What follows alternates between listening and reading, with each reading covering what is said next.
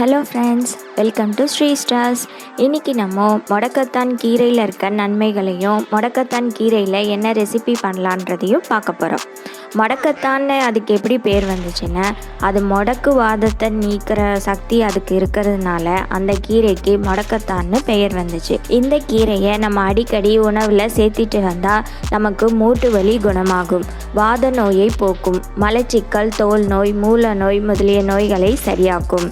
இந்த முடக்கத்தான் இலையை அரைச்சி தலைக்கு தேய்ச்சா தலையில் இருக்க பொடுகு தொந்தரவு சரியாகும். இந்த முடக்கத்தான் கீரையில் சூப்பு, ரசம், தோசை என பலவிதமான ரெசிபியை செய்யலாம். முடக்கத்தான் கீரையை அரைச்சி அப்படியே ஜூஸாகவும் குடிக்கலாம். இன்றைக்கி நம்ம முடக்கத்தான் கீரையில் எப்படி தோசை பண்ணலான்னு பார்க்கலாம்.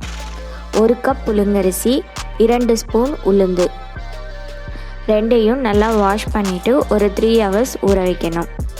அரிசி ஊறினதுக்கப்புறம் ஒரு மிக்ஸி கப்பில் தேவையான அளவு உப்பு, பச்சை மிளகாய், 1 கப் அரிசிக்கு 1 கப் அளவு கீரை எடுத்துக்கணும். கீரையை நல்லா வாஷ் பண்ணிவிட்டு இதோட சேர்த்திக்கணும்.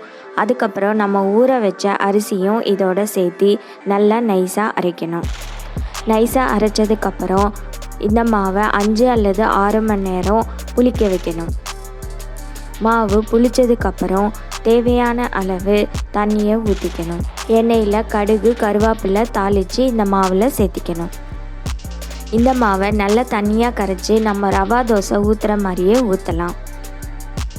நம்மளோட முடக்கத்தான் தோசை ரெடி.